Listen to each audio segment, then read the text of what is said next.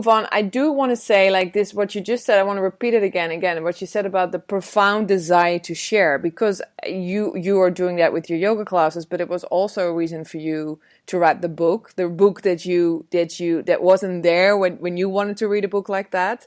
So I think that there is this beautiful thing, and the reason why I wanted to make this podcast and also this series with you and Austin and my friend Nora is really like what you just said about the ideals and the business, is for me a really important part before we move on. Like, like David Life once said, the founder of Jivamukti Yoga, the method we both teach, he said like, yeah, but yoga business isn't yoga. And it really made me think, and Austin had a very different opinion on that, but I want you to kind of go deeper into what you just said about the ideals and the business, because how do you see that? Like, how is that for you? Well, this is where there's a slight contradiction or paradox, perhaps, in the sense that I feel extremely lucky. I do not need to worry about the business because I have positioned myself in such a way that I am an employee. And this means I am extremely lucky. I can just do my thing. And I focus on being me, and for as long as that has the same values, as long as that is aligned with the business that I work for, it's all good. And this, I think, is where I am extremely lucky compared to most other yoga teachers, because most other yoga teachers I know are self-employed, and there is an element of them feeling that they are the product. Yeah. Now, I think this is a shame that we have moved ourselves, or we've positioned ourselves into a society where we feel that we are the product or we are the commodity. Now, of course, yoga is not a product either, and yoga is not a commodity. But because we exist in a system where we have to pay our bills, we have bills to pay, and a society that really, as a whole, doesn't appreciate what yoga is about. If you think about, for example, many societies which have Buddhism as the primary religion, it is a donation to the monastery or a donation to the temple is considered an essential part of being, is considered essential for being a part of that society. Wouldn't it be epic if, a donation to the yoga, I mean, like, I had this conversation with a friend of mine about whether yoga teachers should charge for online classes. This was at least 6 months ago now, so my opinions may have shifted somewhat. Somewhat, yes. Somewhat. But we were talking about how my honest opinion is that yoga should be state funded. Because this is something from a purely health perspective. Like, let's put the spirituality to one side, but from purely health perspective, the health benefits of this simple practice are so great. Mental and physically. Absolutely. Yeah. Absolutely. Yeah. It should be, in my opinion, it should be funded by the state, and none of us should have to think about ourselves as being a brand or a product or a commodity. We should be appreciated for the incredible skills that we have and the years that it takes to get these skills. Yeah, that's really, really, really on point what you're saying, because it's like you and I have had we've had a conversation not so long ago where I was really struggling, and this is also the reason actually why I wanted to make this podcast with Claire. Even though when Claire and I met and she talked to me about the book, I was like, we have to come on a podcast and we have to talk about the book. So we were gonna have the podcast anyway, but because I felt you have such, first of all, it's just really nice to listen to that beautiful English accent. So there's that. And your voice is just like so nice to listen to, like I could have it on all day, every day, just in my ears, like, oh, just want to listen to Claire. So I want to share that with the listeners, but definitely, I mean, it's my personal struggle as well, like working for Jivamukti Yoga. And this is not, this is not to say that Jivamukti Yoga, that I have problems with Jivamukti Yoga, or that, this is not a sort of bitch to them, but because it happens in all yoga methods. But I did feel like, ever since Jivamukti Yoga, so Jivamukti Yoga was founded by Sharon and David, who I love dearly. And then was sold a few years ago, and it has really become a brand more than, in my opinion, it has become more of a brand than it is a method.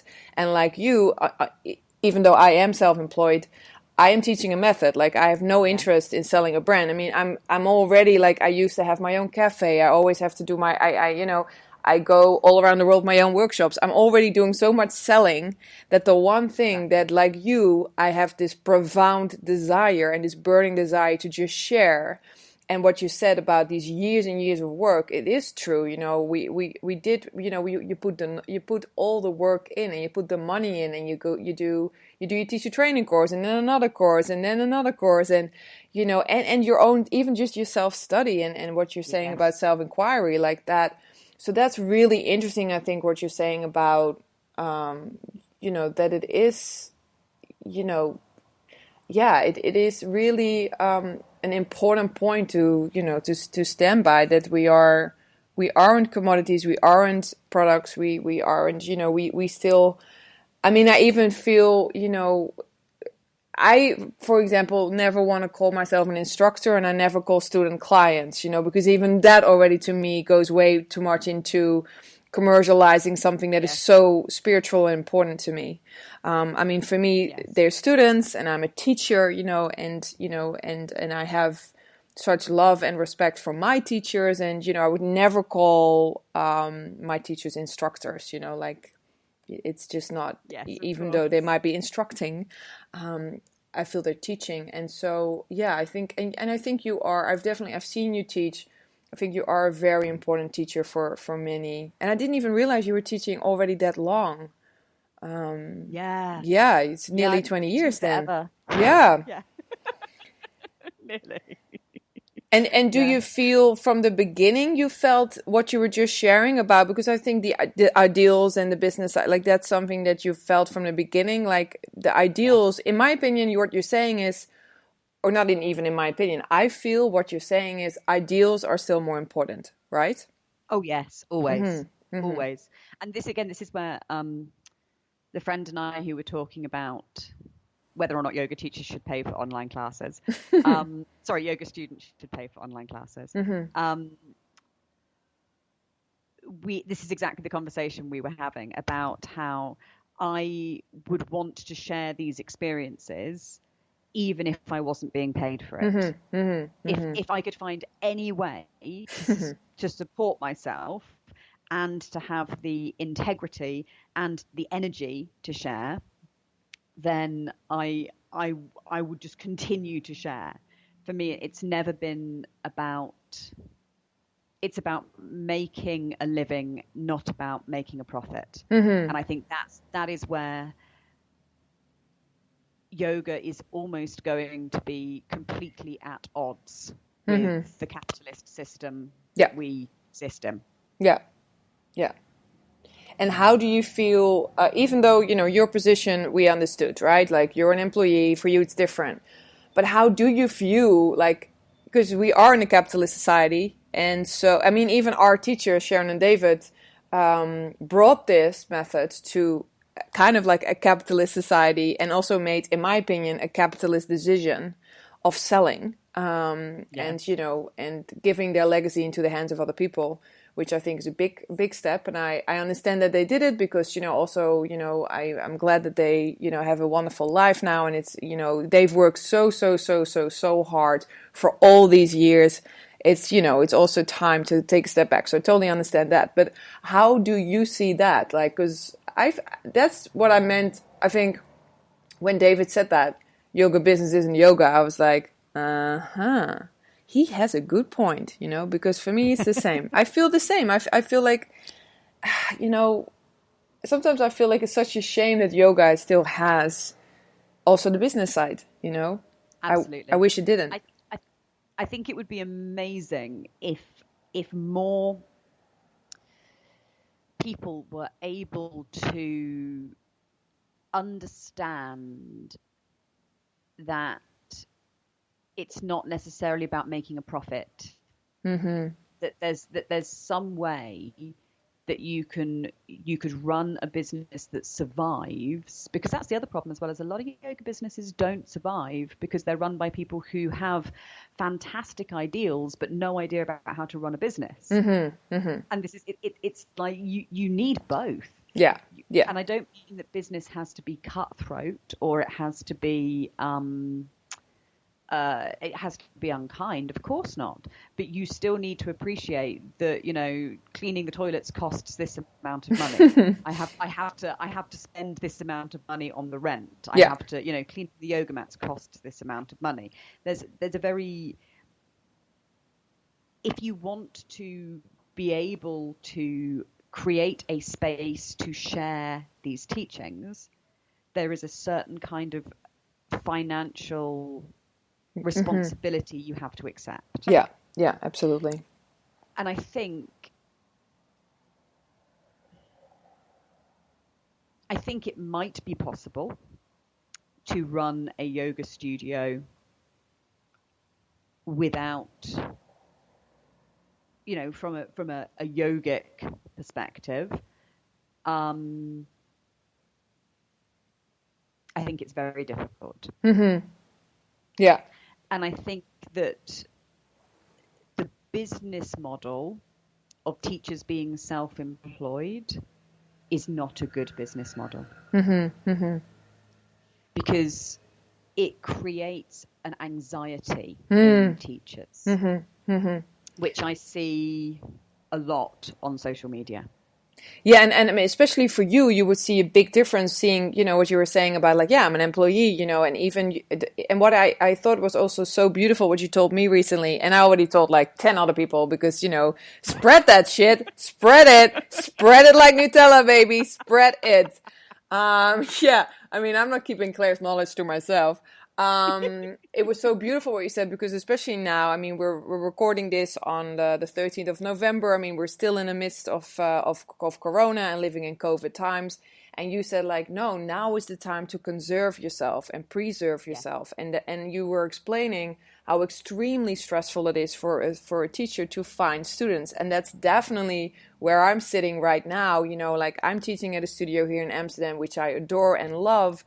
But the studio is very new. It only started last September. I'm also new to Amsterdam because I just moved back to Holland after 16 years. There's all these elements that are, it's not easy, and especially with Corona, it's even double hard because, right now everything is closed anyway. I wouldn't even know where to get people from except, of course, social media. But I loved what you said, and it was really... It just like, was so where I feel I'm at is this like, how extremely stressful it can be for your own mental health as a teacher. To be going through that anxiety you're talking about, so because you're mentioning you're seeing that on social media in like how people are posting or something, or how did you see this? Yes, no, I see it in the way that my colleagues are constantly selling themselves. It's a sense of, I'm doing this, I'm doing that, look at how amazing, look at all the stuff I'm doing. Come. It feels like the absolute antithesis of what a yoga teacher should be. Because as Sharon wrote beautifully in one of the focuses, not last month, I think, a few months ago, yoga teachers don't proselytize. We don't, traditionally you didn't even advertise. I mean, Saraswati Joyce, who is my Ashtanga teacher, she tells a beautiful story about how when she first wanted to start teaching, she was told by her father that under no circumstances was she to advertise her classes. So you would teach, people would hear that you were teaching, or people would ask you to teach. And this is this is much more, this is what I mean about just sharing experiences. Because if we live our lives according to the experiences that we have had because we have done this practice, people will come to us. Yeah, because I think it's also from the philosophy of Patabi Joyce, who said, one by one they will come. Exactly.